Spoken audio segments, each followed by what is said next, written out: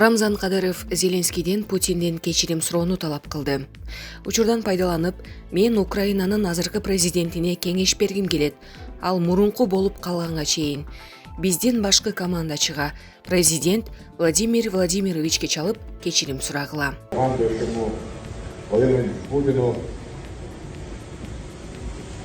Попросил извинения.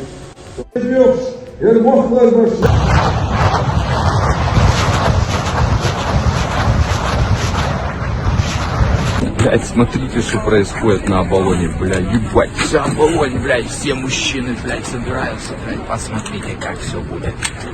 Приходите, мы вас будем всех встречать. Даже без документов раздают. Приходи, защищай свое государство Украину. Слава Украине! Хочу еще раз обратиться к президенту Российской Федерации. По всей территории Украины идут бои. Давайте садиться за стол переговоров, чтобы остановить гибель людей.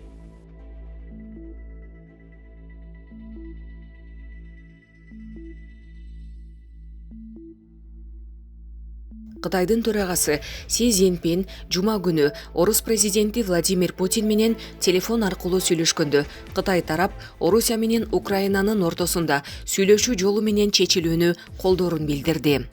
Бул тууралуу РИА Новости кабарлады. Акыркы убакта Украинанын чыгышындагы кырдаал тез өзгөрүүдө. Бул эл аралык коомчулуктун көңүлүн бурду. Кытай Орусия менен Украинанын ортосундагы маселени сүйлөшүү жолу менен чечүүнү колдойт, деди Си Цзиньпин. Орусиянын президенти Владимир Путин Украинаны демилитаризациялоо үчүн атайын аскердик операция өткөрүү чечимине келгенин билдирген.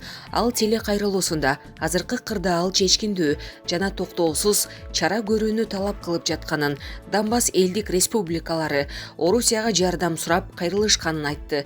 Путин кан төгүү үчүн бардык жоопкерчилик Украинадагы башкаруучу режимдин абийиринде болорун, Украин аскерлерин, Украин бийлигинин кылмыштуу буйруктарын аткарбоого, куралын таштап кетпөөгө чакырды.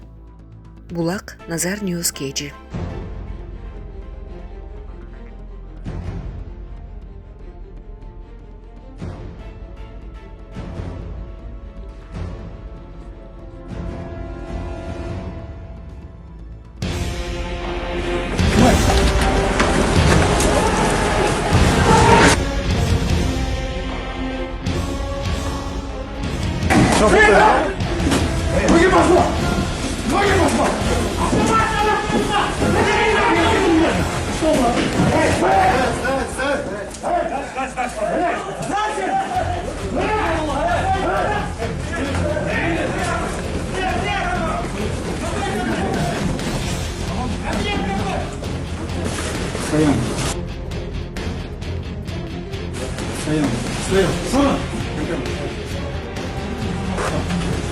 Все, в сторону!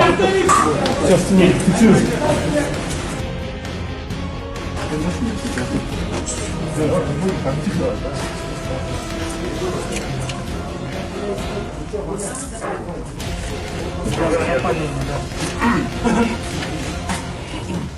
$50 штук денежных средств, номиналом 5000 сомов. АС 077 43 74.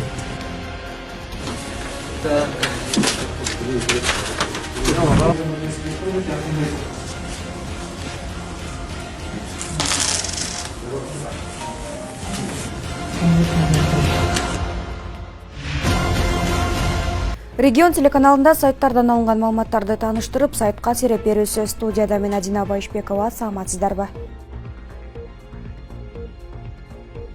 Сарпашевди экинчи ирет камап, Ташиев көмүскө бизнести талкалады. 2010 жылдан бери Тайырбек Сарпашев көмүскө бизнестин көркүн чыгарып кыйла байып, мамлекетке ири зыяндарды жасап келгени талкууга алынчу.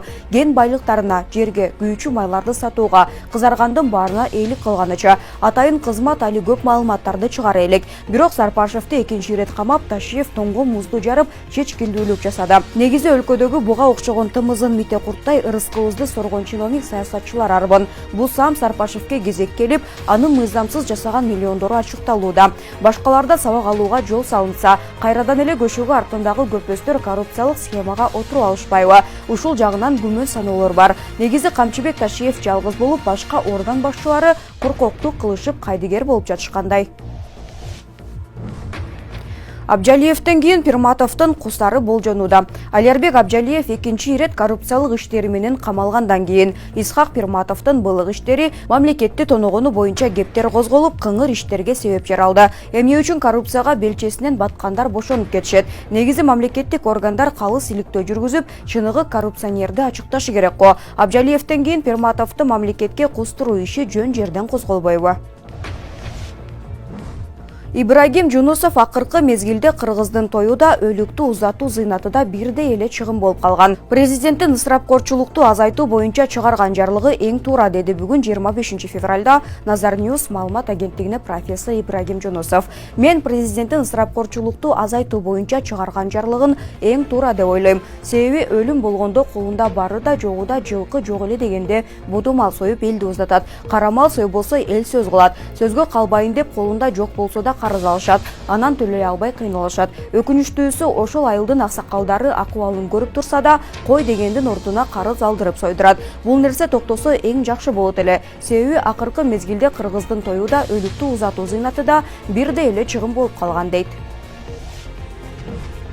Владимир Зеленский Украина жалгыз калды. Украина жалгыз калды. Дүйнөлүк державалар кырдаалга алыстан көз салып турушат. Санкциялардын алдында киргизилген санкциялар жетишпейт, деди Владимир Зеленский. Бүгүн эртең менен биз кечээкидей эле мамлекетибизди жалгыз коргоп жатабыз. Дүйнөнүн эң күчтүү күчтөрү алыстан карап турушат. Кечээки санкциялар Орусияны ынандырдыбы? Бул жетишсиз экенин угуп жатабыз, көрүп жатабыз, деди Зеленский. Орус президенти Владимир Путин 24 февралда таң эрте билдирүү жасап, Донбасста атайын аскердик операция уюштуруу деген жүйө менен Украинага согуш ачты. Ал Украин жоокерлерин куралдарын тапшырып, үйүнө кайтууга чакырды. Таңкы саат 5-терде орус аскерлери Украинага чабуул жасап басып кирди. Владимир Зеленский бул аракетти өлкөгө каршы согуш деп атап, дүйнө лидерлерин Путинге каршы коалиция түзүүгө чакырды. Батыш өлкөлөрү Путинди айыптап, Орусияга каршы жаңы санкциялык пакеттер кабыл алына баштады. Ушул тапта Киев баштаган шаарларда Краматорск, Харьков, Донецк жана башка облустарда чек арадагы аймактарды жардыруу аткылуу токтой элек. Ушул маалыматтар менен бүгүнкү берүүбүздү жыйынтыктайбыз. Эскерте кетсек, жогоруда айтылган маалыматтар Регион телеканалынын көз карашын билдирбейт. Мындай кеткен маалыматтарга телеканал жооптуу эмес. Студияда мен Адина Байшбекова болдум. МК эфирден амандашканча сак-саламат